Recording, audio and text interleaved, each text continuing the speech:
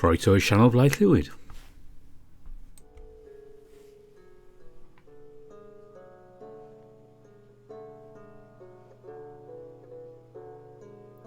This music is so great. So I haven't said anything, I wanted to let you hear it a bit. And yes, we are back with Minotaur Hotel, rounding off January with this one. And I don't have too much to say. Let's just get on with this and decide what to do. Working with Asterion, I think that's a good one to do today. You review your progress on this project so far. Asterion is a somewhat lengthy document written out with some fragments and translation attempts available on the internet. Now, we're missing something crucial here, Asterion. Oh, what would that be? I do believe in research papers like this, you're expected to provide sources, or at least some proof you're not just making everything up. Asterion groans but nods. We need to provide some fragments of our own so these researchers will know we're legit. We don't happen to have any of those, do we? Well, I believe we might. Are you ready to go down to the 25th floor? You climb down the stairs side by side, passing the ground floor. 25 more floors later, you're standing next to the familiar plaque on the featureless wall. Asterion summons the door for you and in you go. Before you stands, once again, the storage room you saw on your first day at the hotel. Huh. This is where the wine bottle was kept, right? Asterion nods. Man, that feels like so long ago, doesn't it? Asterion guides you down the long corridor, past all sorts of historical artifacts. About halfway through, he stops dead in his tracks. Give me a moment. I cannot quite remember how to... I got it. This will only work if we both look to the right of the hallway. Keep looking that way and let's walk forward, alright? You do as Asterion instructs, keeping your gaze fixed on the wall. About 50 blind paces later, Asterion stops. Before you can turn around, however, he puts a hand on your shoulder.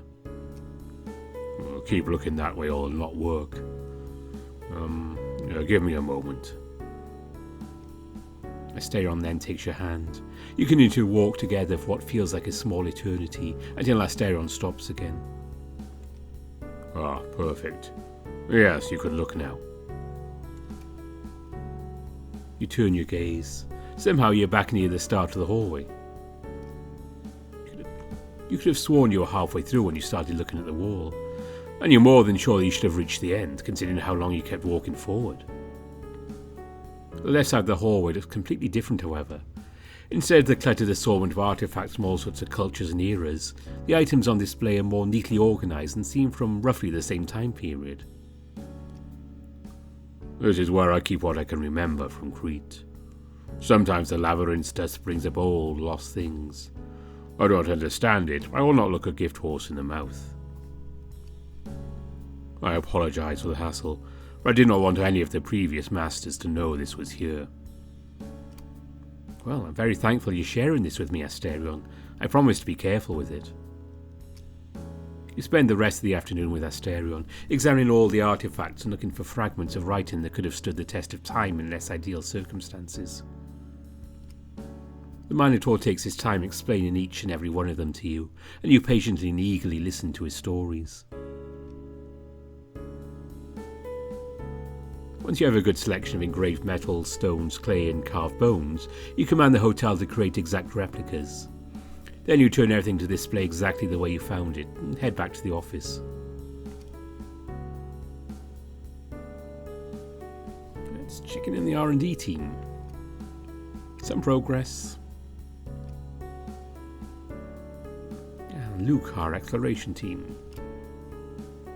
Got really lucky and found 6 raw materials, twice what expected. Nice. Apart from nothing major, which is fair enough, he's on his own up there.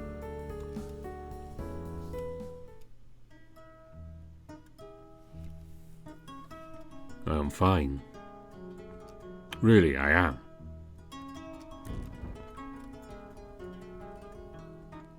The air around Hestia's fire smells like sunlight on a carefree day. Asterion's fur, warmed by it, takes on the soft scent of dust, sweat and salt water.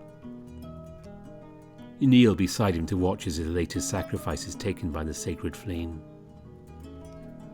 You place a hand on his knee. As your warmth seeps through the Minotaur's clothing, he slouches his shoulders and releases his held breath.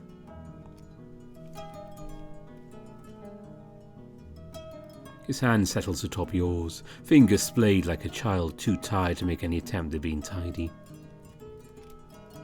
Thank you for last night, however. You helped me to settle all the thoughts galloping inside my head. You're welcome. You drape an arm over Asterion's shoulder, or as much of his step-wide back as you can cover. By the tips of your fingers alone, you pull him closer. He leans until his head rests against yours, a horn only just touching the back of your skull. Close as you are, you can't help but notice that the smell of sunlight comes not from the fire, but from the Minotaur's warm fur. But peace cannot last. A pair of sticky feet plap up to you and Asterion. He grasps Asterion's index finger and tugs on it. Asterion, Mr. Asterion! Oh yes, Groggy? The lyre, can you play it for us? Zepito wants to dance. I would love to. I'm afraid my songs do not go well with dancing. The kobold cannot appreciate such things as mood or context. Even a funereal dirge can be a real toe tapper to the untrained ear. Besides, the Minotaur's plinplons are sweet enough on their own. Surely little dear reasons to himself, dancing will only enhance them. Groggy tugs on Asterion's finger again. Please? You and Asterion exchange a glance. Together you get up and return to your quarters to retrieve the Minotaur's lyre.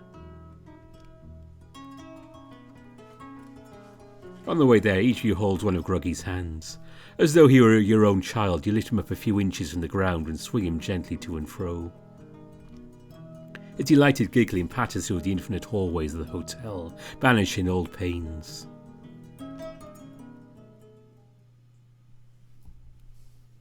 Kenvish 1, where good men used to meet. Protected by the cover of night, aided only by a Soviet-era flashlight, the young man hunched behind the steering wheel threw a set of bone dice between his thighs. 3 dice thrown 3 times, all results tallied in a yellowed notebook, and then the same process 2 times more. His notes were as follows. First 9, second 7, third 5, fourth 3, fifth 2, sixth 1.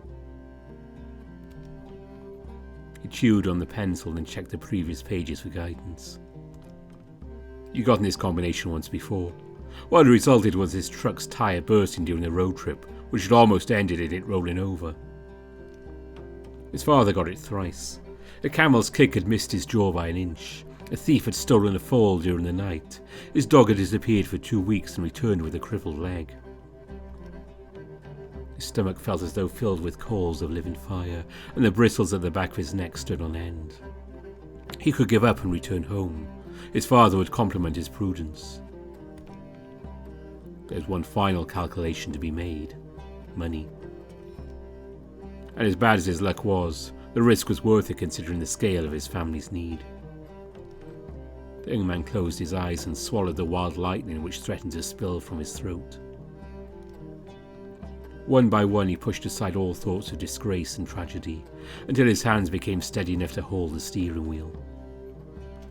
And off he went.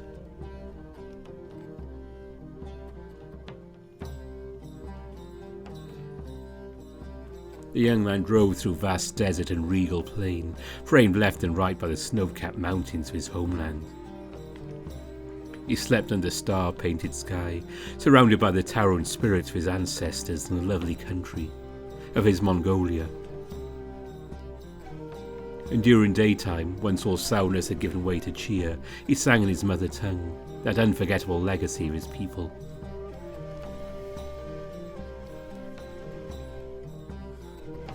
Wide are the steps so noble, wide the covering mists that lift to the clouds. Why, grandson, the scent on the wind while safe in the gur is sweet.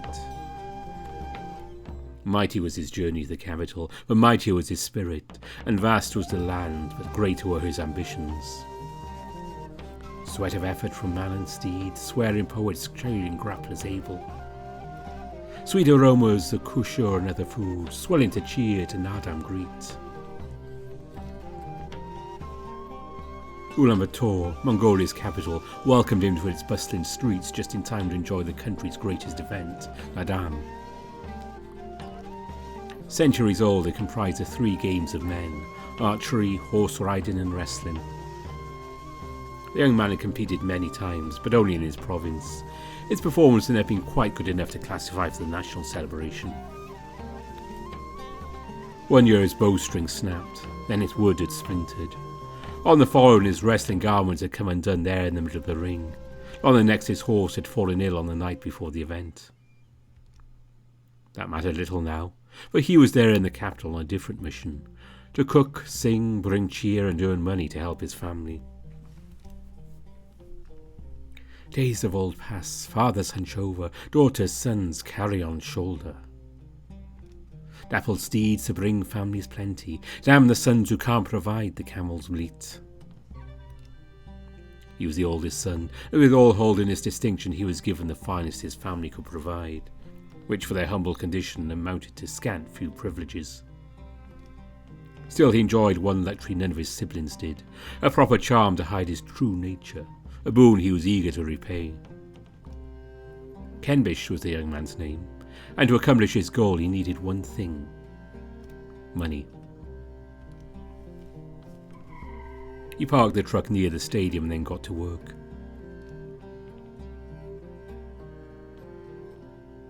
He set his stall and gave every tool its proper inspection.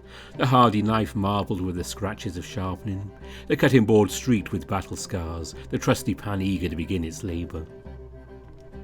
He mixed and readied the dough, cut and spiced the filling, set the beverages to cool in his icebox. The stall he decorated with his siblings' drawings and his favourite trinkets, humble as they may be, and all the while he sang.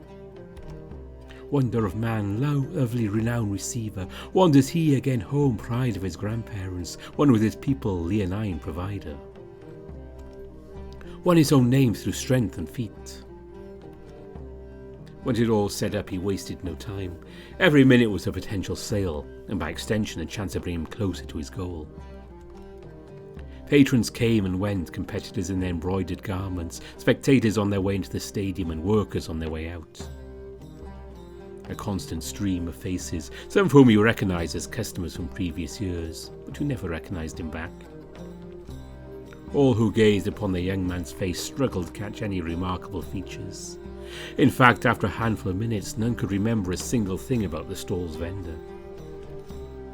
Kenbish's charm, the best his family could muster, was scarce in magic and did him very little good. He was faithless, unremarkable, utterly forgettable. His cooking, however, was very much otherwise, so much so that patrons returned time and time again, guided by faint memory alone.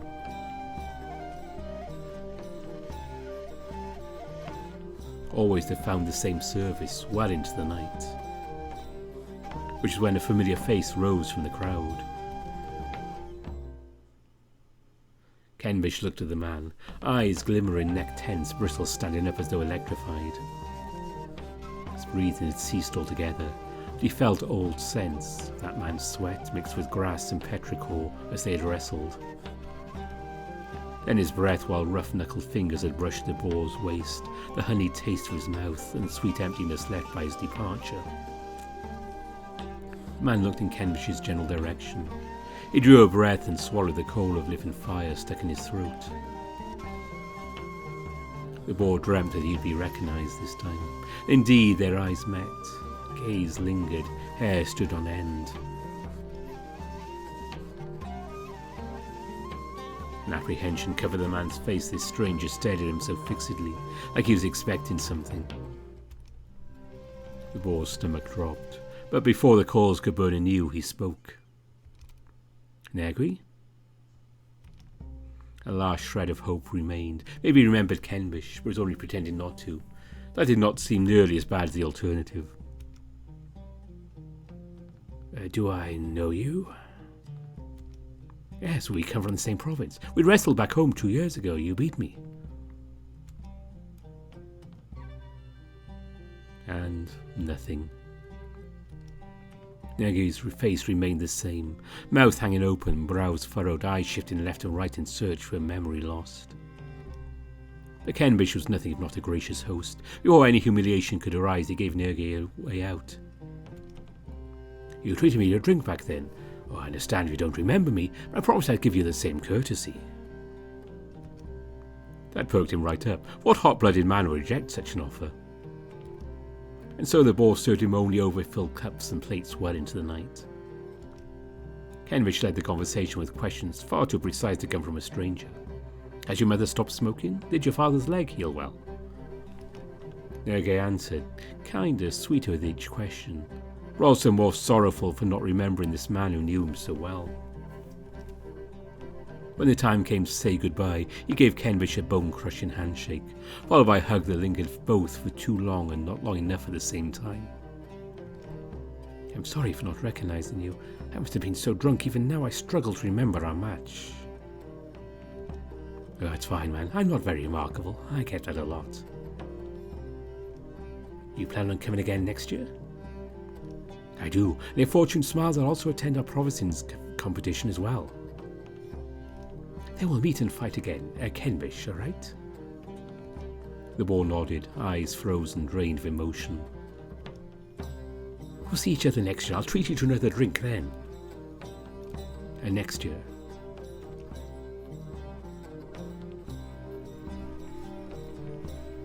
The night went on, and with it the stream of faces. Men and women, young and old, bitter and victorious, cheerful and sorrowful, but all of them memorable in their own way.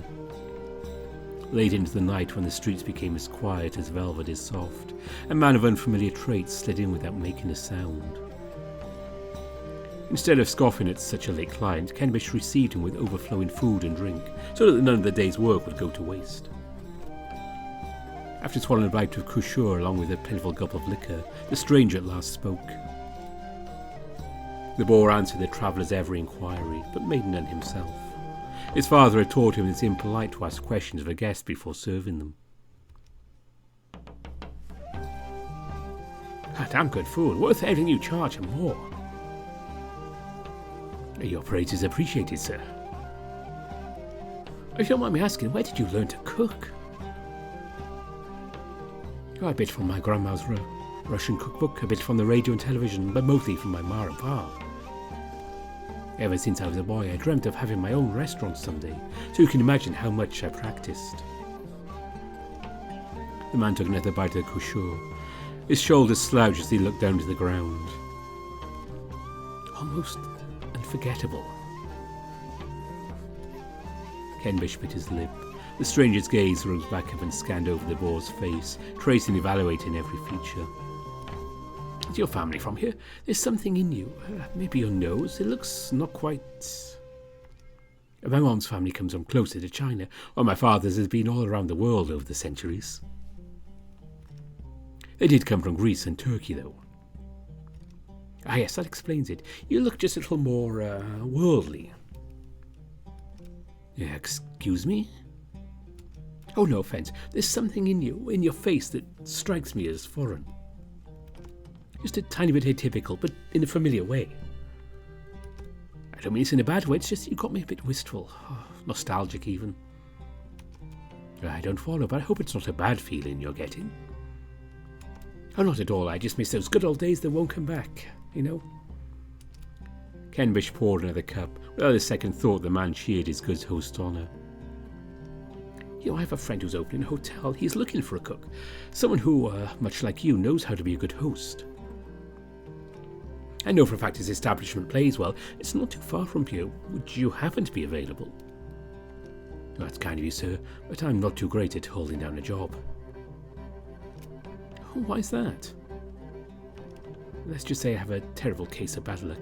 Things never go well for me. Plus, all the times I did try keeping a job ended with people just Just? Forgetting about me. I'm not remarkable enough to be remembered. Often end with me being kicked out of even getting my wages. Yes, that's so. I'd never have guessed. You have something utterly charming about you. Kenrich's hands froze while his eyes burned a hole in the stranger's face.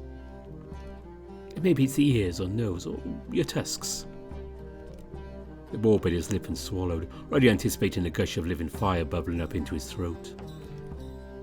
Bryn said his heart settled as the tension in his shoulders came undone. He breathed free of all pretense and falsehood. How did you know? Your charm was malfunctioning earlier. I passed by here a few times a day and saw your tail coming out of your pants. Even now I can see the fur covering your hands. When I was approaching, your tusk flashed for just a second. A good thing the streets are empty, But have no fear, I'm a friend of people like you. You can call me Jean. My name is Kenrich. It's a pleasure to host someone as understanding as you. The pleasure's all mine. Literally, the food and drink are exceptional. Now, if you'll allow me, I have one more thing to tell you.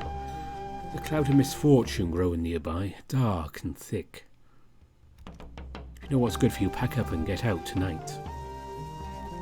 Kenrich looked up to the stars and did the math. How much had he spent on gas? How much had he sold a day? The odds of the man's forecast was accurate. I can't, not yet. I haven't even sold enough to pay for the gas I spent on my way here. But as soon as those words escaped his lips, he thought back to the bone dice and what they'd said about his luck. Cut your losses now, you'll end up losing much more than money. Besides, that place I told you about, the one looking for a cook, you'll find many kindred spirits there. Jean took a napkin and scribbled a rough map onto it. On top of that, he laid both his payment and a tip so generous it made the boar blush. Tell them Jean sent you and they'll roll out the red carpet. The man got up, but his footsteps made no sound. Before you go, how do you know there's bad luck coming? The stench of madness. There's someone unhinged and bitter around these parts. The kind of wretch who hates themselves so much they must cause trouble just to keep that discontent at bay. Chances are they'll latch on to you. You're unlucky as you said you are. With that, he was off. Under the cover of night, alone with his flashlight, Kenrich threw the set of bone dice between his thighs. 3 sets of throwing 3 dice 3 times. His hand started shaking midway through. 13, 8, 5, 1, 0, 0. Worse by far than the previous results. He bit clean through the pencils, realization set in. Didn't even have enough money to make the trip back home. This whole catastrophe would set him back by months. Perhaps he could get a gig nearby to make some quick cash, but even that could go. Movement, whispers, footsteps approaching then stopping. The wheezing of someone looking around, an exasperated sigh from someone else. Kenrich held his breath and listened. Telling you, in that stall, that one over there. A second amount's covered in fur and had tusks jutting from his lips. I don't know what it is, but I saw him slipping something in the food, some kind of poison. Tusks and fur? Yeah, crazy. I'm not. My son had his food, now he's in the hospital. He was poisoned. Was he with you all day? Are you sure he had the food from this stall? He was with his wife, but he told me it was this stall and I saw it. The owner's a monster. And you don't know for sure it was here.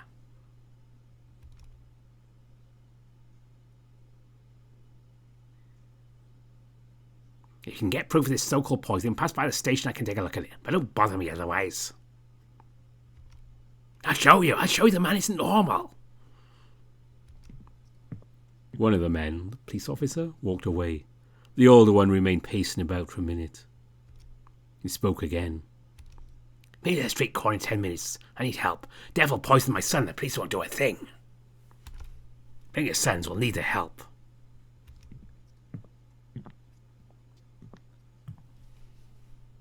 He walked away, still talking.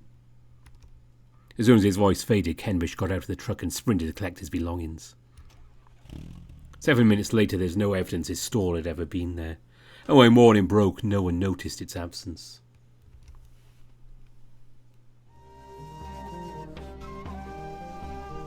Kenbish drove through relentless desert and desolate plain, framed left and right by haunting emptiness. He slept under an unfamiliar star-painted sky, alone and away from the spirits he held dear. And during daytime, once all fear had turned to sorrow, he cried on the steering wheel, even as the towering hotel rose on the horizon. Going home is not an option for him, not anymore. And that's why his crying does not last long. That much self-pity is a luxury he cannot afford. He parks the car in front of the hotel and looks at it. The knot in his throat still stings. If there's one distraction he can allow himself, it's his dice. 3 sets of rolling 3 dice 3 times. The first done with dull-eyed depression. The second with curiosity. The third with alarm. The results are as follows. 5, 4, 4, 5, 4, 5. 5 times he repeats the exercise. And then one more just to be sure, always similar results. And he would have continued were it not for an interruption. The board had become so consumed with his dice rolling he hadn't noticed someone approaching the truck.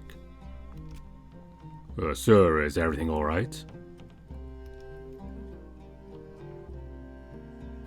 Kenbish rolls his window down. Yes, I think so. Are you sure? You've been here for half an hour. If you want, I can at least get you some water. That's not necessary, but thank you. Very well. If you need anything, food, water, housing, do not be afraid to ask. This is a hotel after all. And with that, the Minotaur turns around and strolls back towards the hotel entrance. Until at least Kenbish figures out how to open the door and falls out of the truck. Oh wait! Jean sent me here. He said you're looking for a cook. Jean did? Oh, that is so kind of him. It's true, we are in need of a cook, and... And you accept mythicals? Oh yes, of course. It would be very hypocritical of us not to, wouldn't you say? And where's your charm? Why are you... Charms do not work here. There is no reason to worry. We have no prohibitions against mythicals going about without them. And just to be sure, you want the cook position? Oh yes, I do. I can show you how good I am. Just give me a chance, I'll prepare anything you want. Very well, I'll take you up on that offer, but not now. You can come in and we'll get you a room and a proper meal first. Only then will we go into detail about employment matters. I'm called Asterion, and I am co-owner of this establishment. May I ask your name? Kenbish, sir. Thank you so much for this chance. I'll do good, sir.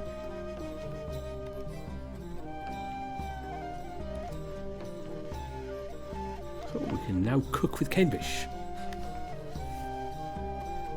That sounds like a cooking show on TV.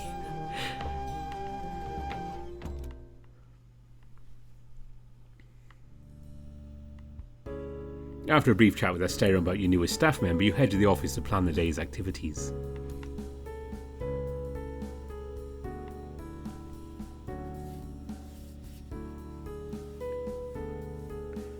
Well, Kenbish has just joined us. It'd be fun to go and spend some time with him.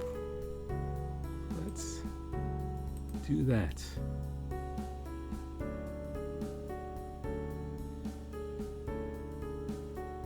Let's just put Asterion into the R&D hub coder output bit. There we go.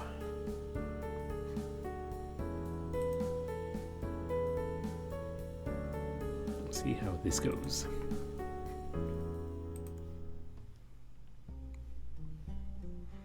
Oh, hello, Leo. Who shall we cook for today?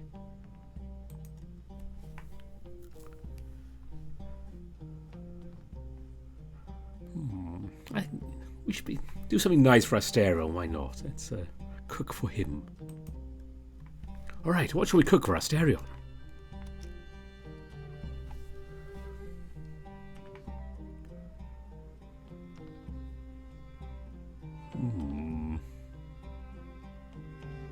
By the way, if anyone knows how to pronounce all these names, I'm sorry if I pronounce them wrong. I don't actually know Mongolian. Apart from Ulaanbaatar, which I kind of heard. So, Kusho, I think you pronounce it. Please tell me in the comments if I'm getting all these wrong. I tried to get them right. Let's give him some meat pastries. They sound good, actually. While you knead the dough, Kenbish begins preparing the mix of the filling. I'm going to be using mutton this time since I assume Astarion doesn't eat beef. That's right, he doesn't. Wait, do you eat pork, Kenbish? Oh god, no, imagine. Once the dough is rested, you begin folding the pastries at Kenbish. You're doing it all wrong, let me show you. You begin frying the kusho one by one. The smell begins to overwhelm you and you feel tempted to grab one. This may be your hotel, but it's my kitchen. Don't. Besides, you'll burn your hands. Astarion takes a break from working in the bedrock and comes to the lounge for a meal.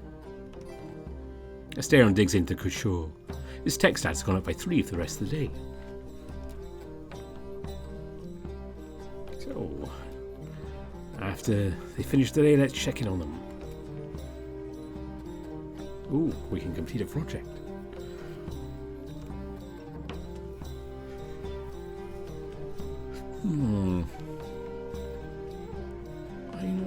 Something I kind of noticed, especially after I was just out walking my dogs earlier. It's not exactly a whole lot of options for exercise and going out and walking and so in this hotel, so maybe a gym would be a good idea. Give everyone a chance to get some more exercise, it's good for you. While much has already been done to equip the hotel with the bare necessities, you've seen more of the few particularly health-conscious guests jogging around the infinite hallways, trying to burn off excess calories. Yeah, see, can't go outside. With a certain dragon's endless parade of addicting sauces and sumptuous side dishes causing particular concern. All of them were too polite to say anything directly, the expectation was clear. The hotel needs a modern gym, suited for man and mythical alike. All that remained was taking the time to design and implement such facilities. Completing the gym was more laborious than expected. You soon would come down to instructing the labyrinth to create or clear a room big enough to hold all equipment, then generating left properly shaped iron objects. Several problems arose, however. Catering to the strength of some guests proved difficult. Then, of course, they had the electronics required for instruments like the treadmills. Thankfully, Astarion and Kota figured out the solution to having the hotel replicate schematics found on the internet.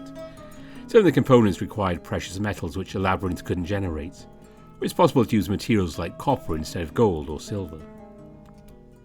That can come in handy for future projects. By the end of the day, you had the gym fully equipped to cater to any possible workout program for guests of wildly different strength levels. You take it upon yourself to give your partner a tour of the facilities before they're made available to the guests, and of course get a workout in yourself in the intervening time. Recall that Astarion once mentioned exercise as a hobby, and so he's more than happy to join in when you invite him along. Though you doubt that the ancient world could have even begun to imagine the strides mankind will one day make in pursuit of fitness. A part of you hopes that Astarion will be able to make full use of what a modern gym has to offer. Endearing as wide-eyed wonderment may be in the moment, you fully intend to treat this session as a trial run akin to the soft opening of the hotel in the weeks prior, with plenty of room for feedback and improvements. The antechamber is fairly Spartan, with a few sturdy chairs to serve the needs of those coming and going. Given the nature of the hotel and the services it offers, it doesn't strike you as particularly necessary to include a separate reception area for the gym. So within easy enough walking distance from the front desk, anyone who wishes to make use of a private locker can simply ask Astarion for a key at their discretion. A row of sinks flanks the hallway, which divides the men's and women's locker rooms from one another. meant for filling water bottles as opposed to washing hands. However, as you notice the Minotaur's eyes linger on a series of containers and measuring cups interspersed between them, he stops to voice a question. Protein powder, Leo? Well, how to say this? In your time, someone trained to be a warrior or athlete would eat differently than a normal citizen, right? Well, it's like that. Meat is a good source of protein, which helps build muscle mass. Meat was a luxury in my day, reserved for those who could hunt, or else for special occasions. Do you mean to say that this powder is made of meat, dried up and ground down like wheat into flour? I suppose it could be, in theory, but it isn't. Try some if you like. With permission freely given, Asterion leaves your side to indulge his curiosity about the strange substance. After a brief moment fiddling with the lid of the nearest jar, the Minotaur measures out a tiny portion for himself with the smallest spoon available, turning the powder over into one hand like a baker trying to gauge the quality of flour by touch alone. Asterion sniffs at it briefly before extending his flat bovine tongue to lick it up, only to turn his head toward you in confusion. Chocolate? In the modern age, diet is considered just as important as exercise. To that end, mankind has learned to take protein from sources other than animals. Common examples are whey protein, which is refined from milk, and soy protein, refined from a plant of the same name. At some point during the process, flavouring is added to make the result more palatable.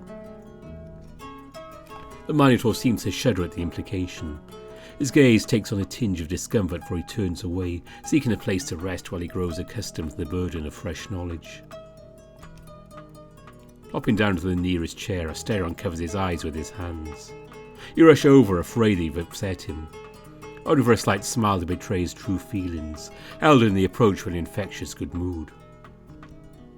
So I am vindicated at last. Pardon?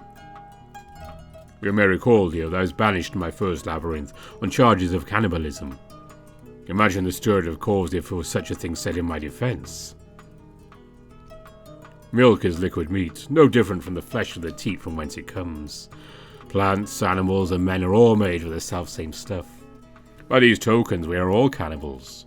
Rather, there is no option for us. What great and terrible secrets your kind have wrested from the hands of the divine. And Crete was initiated into a number of sacred mysteries, but nothing like this. Would you like me to make you a protein shake to mark the occasion? Oh, please. It never ceases to amaze how something so small can bring the Minotaur such joy. As such, you can do nothing but approach the coming task with some measure of ceremony. Picking up the thread of conversation, you walk to the sink and uncap your water bottle in preparation to mix Asterion a shake. And you note to yourself to add disposable cups to the area for those without the means to bring their own. Once you've done so, you begin by pouring out a small strand you've seen Asterion do so many times before the hotel's hearth, with all the austere solemnity of an elder monk conducting a new follower into a religious order. You place a finger in the residue, then tap Asterion's forehead to draw a little pattern in his fur. All the while he peeks at you around the meat of his forearm, giggling like a schoolboy. After you finish with him, you repeat the gesture on your own forehead, and take a long drink before passing the bottle in the spirit of communion. Though the Minotaur hesitates for just a second, he takes a long draw of the thick liquid before the momentary lapse can draw much attention to itself. His Adam's apple bobs rhythmically till the last of the bottle's contents has been drained down his throat. Once he is finished, you grasp him by the shoulder and his eyes refocus. Rise, Asterion of Crete, initiate the Church of Gaines, newly baptized into the Brotherhood of the Buff. Though I am but a humble acolyte of our order, gladly will I instruct you in our ways. Rise, my fellow meat miracle, but only with a proper form. Our temple awaits us, and mass begins shortly. Well, at once, Brother Leo. You had the hotel materialize some clothing for the occasion, 2 sets of tank tops, fingerless gloves and shorts. You and the Minotaur go into the locker room and change into your new outfits. You give Asterion the blue shorts, since they match his fur better, and keep the red ones for yourself. He stretches and gives you a goofy smile before following you into the gym proper. He seems pleased with how comfortable these new clothes feel to move around in.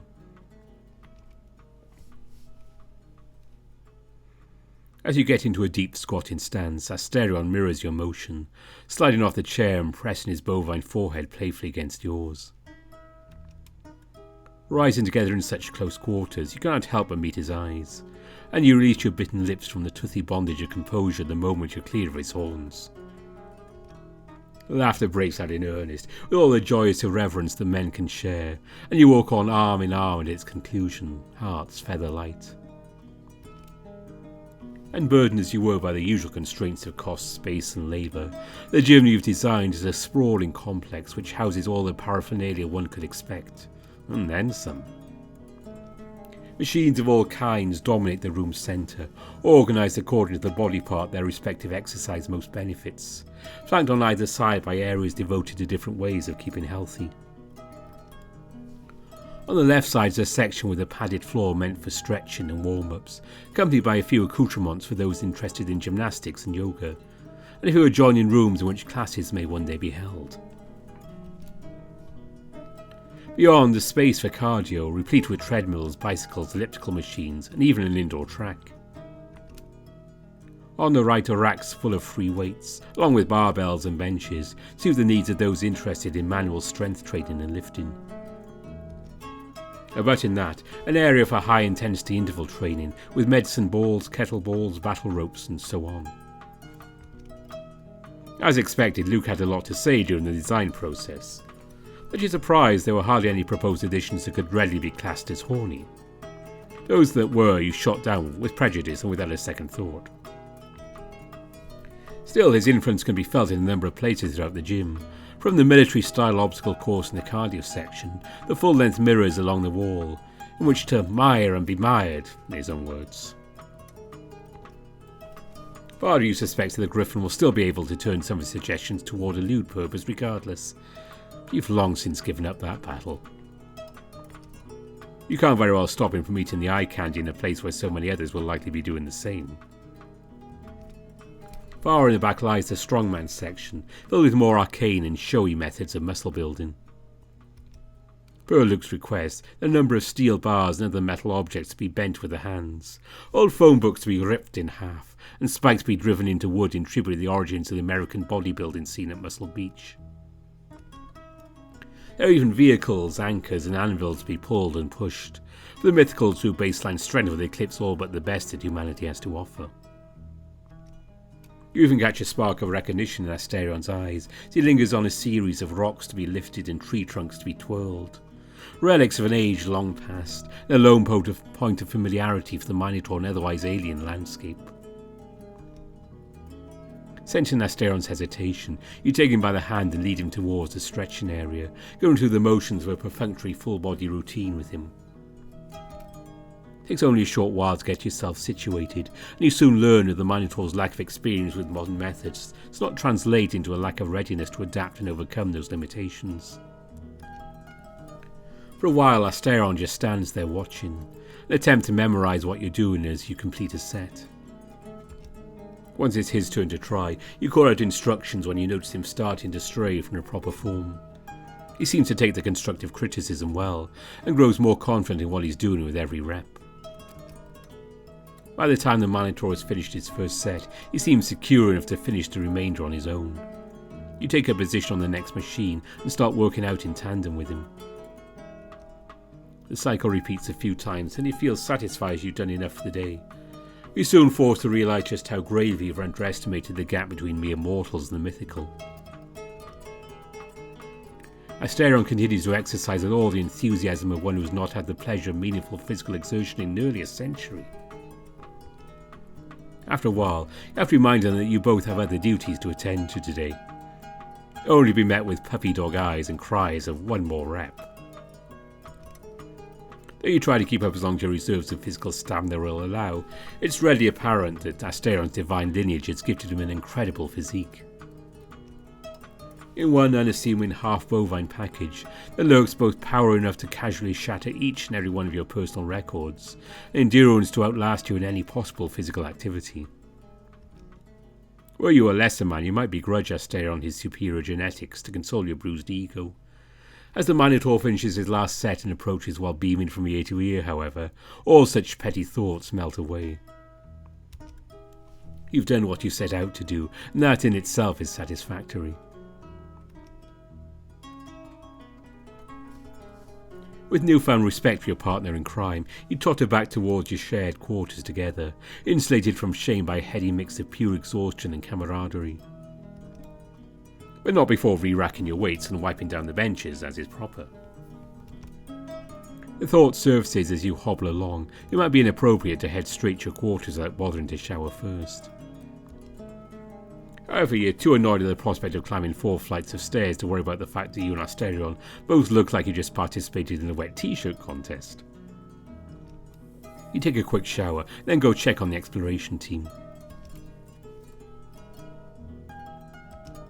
Your team found 3 raw materials. Apart from that, nothing major. That night, a whole new wave of guests packs the lounge during your usual dinner time. Asterion's is enough to bring it up. You can plainly see the agitation in his eyes. And so you and your Minotaur roommate partake of that most ancient and revered custom, getting some takeout to enjoy in the quiet privacy of your quarters. During dinner, Asterion's attention is grabbed time and time again by his tablet, which lets out 2 or 3 alerts every handful of minutes. The Minotaur is too polite to check it, but you insist that it is alright. He types a brief response, then returns to you with a smile. Leo, you won't believe what happened earlier today on the internet. I was browsing that encyclopedia you showed me and I made a friend. His ears flick back and forth at the word friend. I'm glad to hear that. How did you meet him? What's he like? I was reading articles about flowers when I got a message from him. His name is Dominikos and he sent me such sweet words. Yeah, isn't he kind?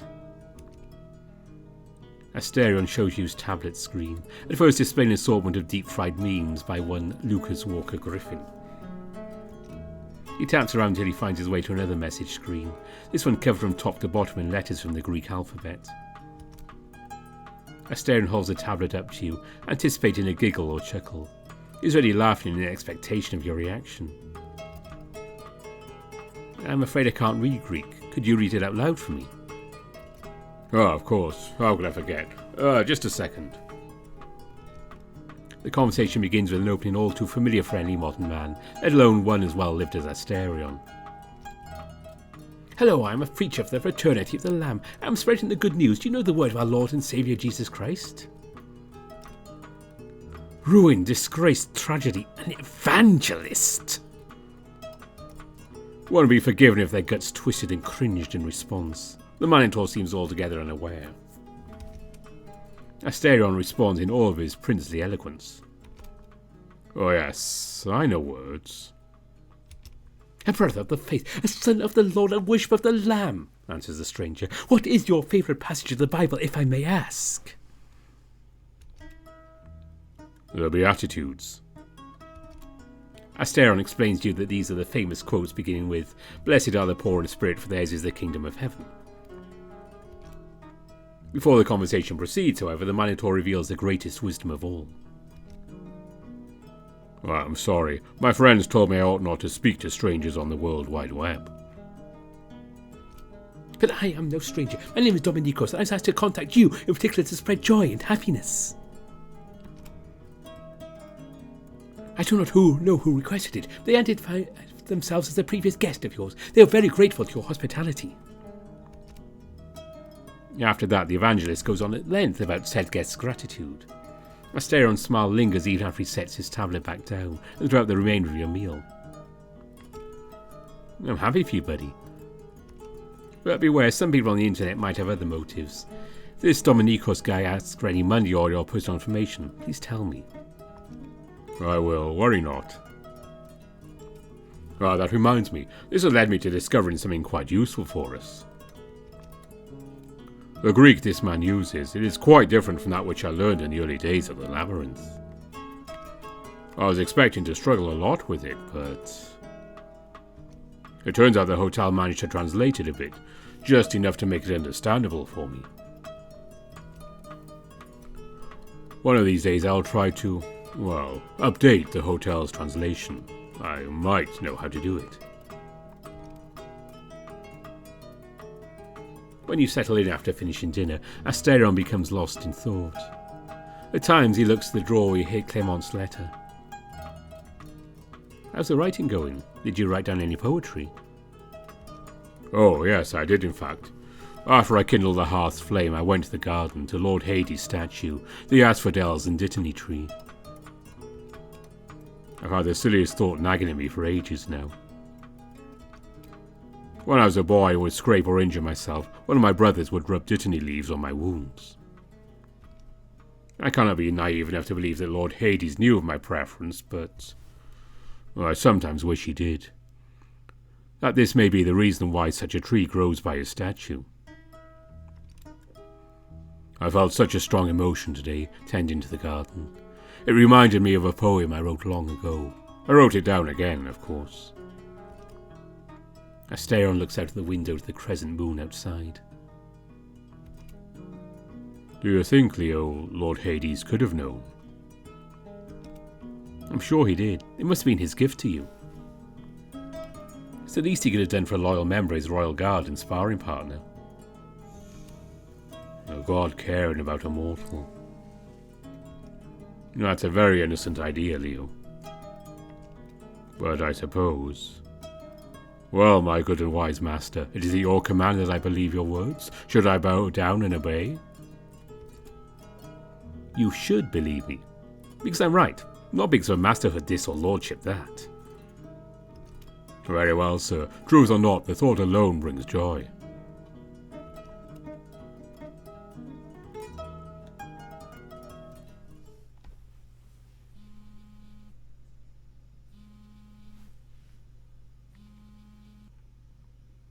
From the confines of the darkest web of mankind's making, something most foul comes forth. It slithers on electromagnetic waves and crawls inside your cell phone. The protocol-enabled creation takes a shape most despicable, resulting in the incessant buzzing which awakens you. By the gods, why didn't you silence your phone before going to bed? A fatal mistake if ever there was one. You try to ignore it, but alas, the sender is insistent. It's imperative that you dedicate your attention to this matter of utmost importance. You grope around your nightstand for the phone. Cursed invention. A known sender has entrusted you with images. Behold now.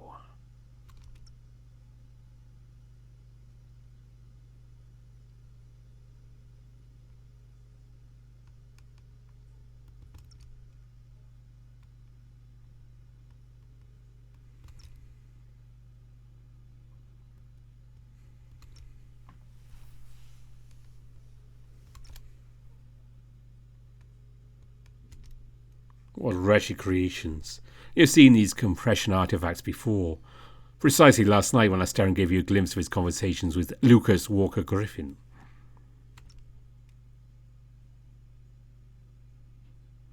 As soon as the opportunity arises, you approach the Griffin for a thorough investigation.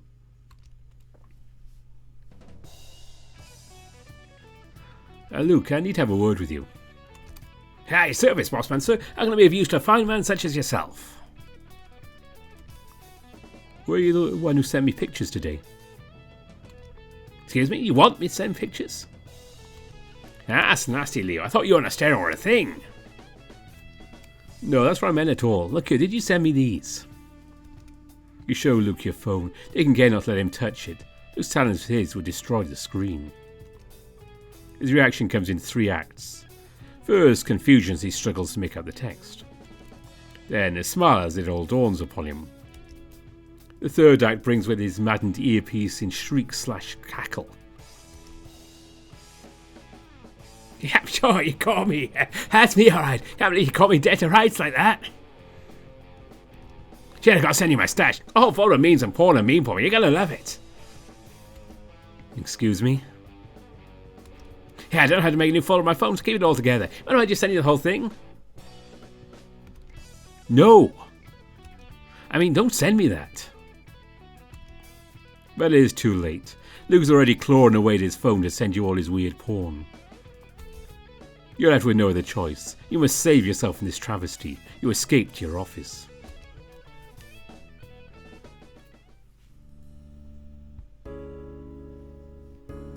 Reset all the temporary buffs.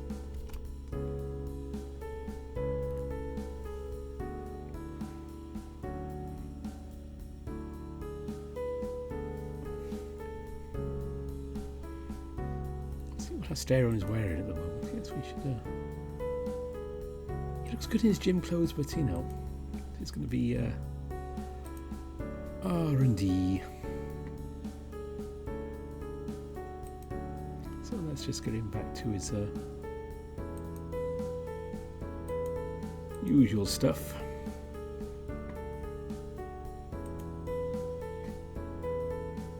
There we go.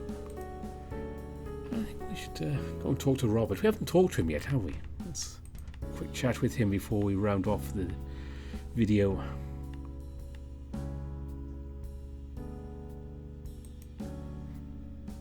Give Ken Bishop a bit of a break. Ever since Robert had joined the hotel, he claimed one of the tables in the lounge of his own. He spent hours there reading, seemingly paying no attention to the rest of the guests. In return, the others didn't bother him. They'd throw curious glances at him and not hold him for very long, not wanting to disturb the demon. You wonder if he feels lonely. Seeing as both of you are available, you'd like to spend some time with Robert. A few questions eating away at you. Hi, Robert. Hello, Leo. Hope you're having a pleasant afternoon.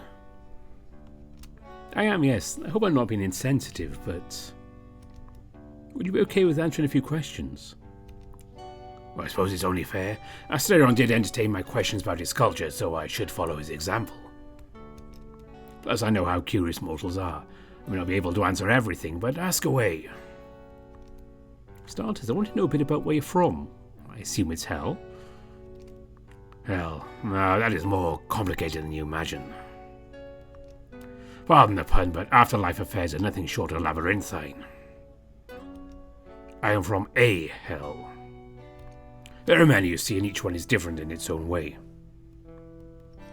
There are the ancient ones, Sheol and Hades, for instance, and many more which came to be over the ages. This includes what most would expect out of the current monotheistic belief systems. There is no single afterlife and no single hell. One I belong to is a recent one, perhaps the youngest of all hellish realms. It may surprise you, but it's only existed since the 1940s. Oh, I didn't expect that. At least will there be such a, let's say, young hell?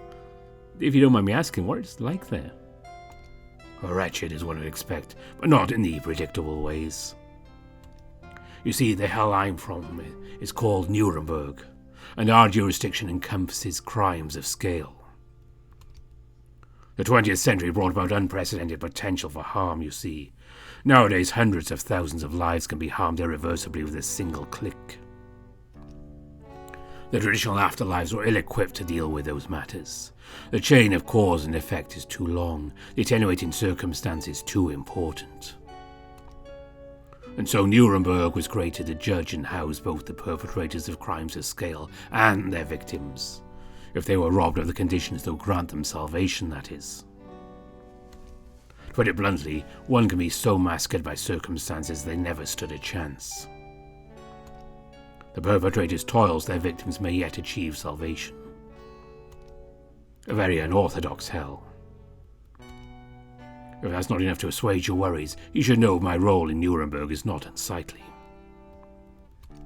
I am a prosecutor. I prosecute criminals at scale and, by extension, defend the souls of those they harmed. Now, Leo, do you still have questions? I do, but I don't want to bother. Well, it's no bother. Please go ahead. Oh, thank you. Just, I'm curious about Hades in particular. Can you tell me more about it? Hades, as in the ancient underworld realm of Greek legend. What do you want to know about it? I'm generally fascinated about it. I wonder what happened to it. Does it still exist? Oh yes, no doubt about that. An afterlife realm like that is very stable. Gods and divinity in general require worship. Many of the old gods have disappeared as a consequence of their dwindling followings. Which is why afterlife realms are so strong, you see. As long as their population worships their god, their realm remains sustainable. I'm not privy to any special knowledge about Hades, however. I know it exists and it's doing well, and as always, none can escape from it. That said, since there are no more worshippers, I don't think new souls are accepted into it. The gates closed long ago. Unless you're friends with Charon, that is. Afterwards, Robert tells you about the books he's been reading, then you go on with your day.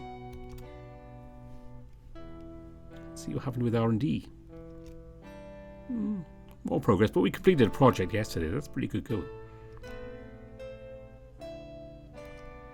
More raw materials, thanks to Luke.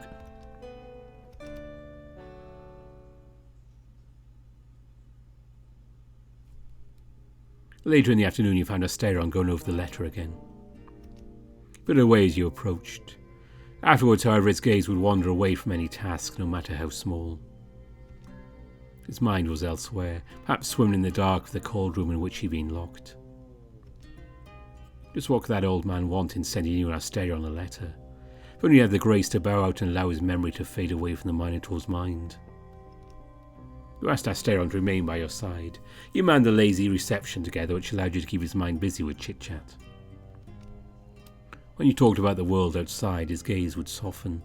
If his breathing was somehow perturbed, all you had to do was hum, perhaps sing, and he would follow your lead. There's only so much you could do. You asked him to go out with you for some fresh air in the hope that it would help to clear out all the stale thoughts which smothered him. You told him to take his time, but he would not. I was made to work and bear the yoke, he said.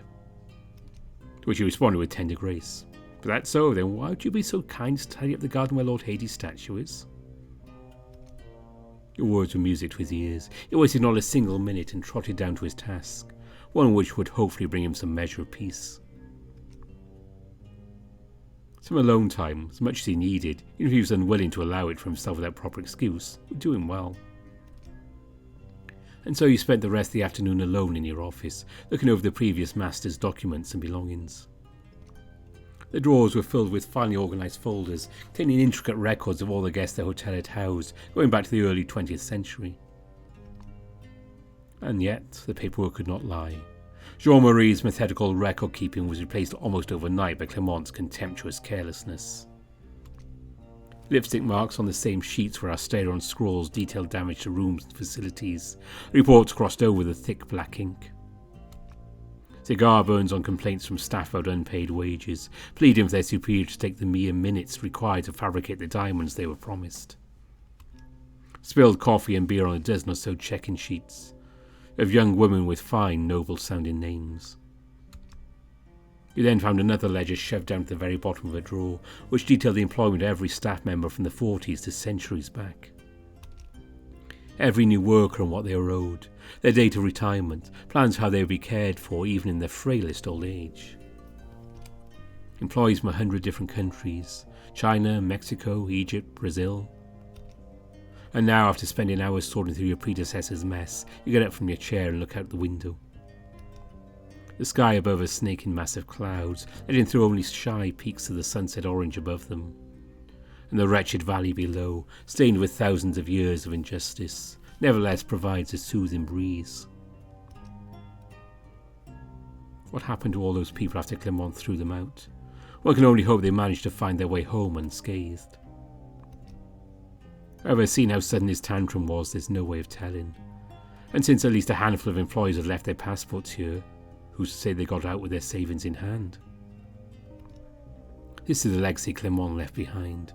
A paper trail of mismanagement, a consumed survivor, and a generation of displaced people. Now that man who had made his crime seem like a youth's foolishness has the gall to make himself known once more. The timeless sky, the breeze untainted by man-made smoke and soot, the comfort of your office. Altogether they can do much to ease one's mind. Not enough to rid you of the bile at the back of your tongue. You look down to the valley, a place both cursed and beautiful. How cruel are the gods to mix a drop of mercy with a sentence of eternal damnation. Far down, all the way down from the safety of the hotel, you see it squirming. A drop of the god's curse, alive even today. It's Argos doing something by the exit below. It's been a few days since he last called you. It's about time he caused trouble once more. You will lay a hand over your armband. This time he can do no damage, even if you wanted to command Asterion out. Not even your desire caused the Minotaur pain now.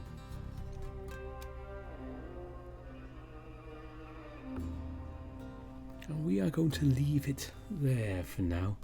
We'll find out what Argos wants in the next video, which will be sometime in February. I'm going to try and get back to it a bit sooner this time. And I hope you enjoyed meeting Kenbish and seeing what else is going in the hotel. And get a bit of a chat with Robert there. That was interesting. But that is it for now. Coming up in the week, we will definitely have Backbone, as I have some time off so I can actually get to that without anything else coming up. And unless something surprises me with an update, we'll be back into Echo again on the weekend as we carry on with Carl's route from the original story. And after that, I have no idea, so I have to work on my schedule, but there will be one or two new VNs just popping up. I'm not quite sure how I'm going to work everything, but I have some gaps, so I'm going to try and show you some new stuff, and we'll see how everything goes with getting them in. But before I go, as always, I keep saying that, don't I? I'm just realising these things now. I don't write this, I just keep doing them. Thanks for watching, and thanks to all my patrons and my supporters on Ko-fi as well. I do appreciate it. And I have a couple of new people on my top patron list here, which means my new list here is getting very... Oh, literally on a piece of paper here, which I add to. It's getting very full, and it looks like it's way older than it is. It's been lying around for so long. I need to do a new one here. So, special mention here to Popot, Jewel, Burnt Toast, Kartek, Go with Visser, Besuksu, Dissonance, Sindri Dragawolf, Tiger Cub, Grizz, Evan King, David Taylor, Samuto, Brian Hall, Anubis Silverwind, Ida Corval, Brandon Bradford, Bastian, Lark Huskerton, Marcus, Kopi, and Gunnar Muller, who all occupy the top patron spot in my tiers. So that is it for now. Don't forget to always keep an eye out for Dirk the Red Panda and Fallen Wolf, because they're also doing various VNs, and you may catch something when I'm not around. Until we return to dystopian Vancouver in the week, bye for now.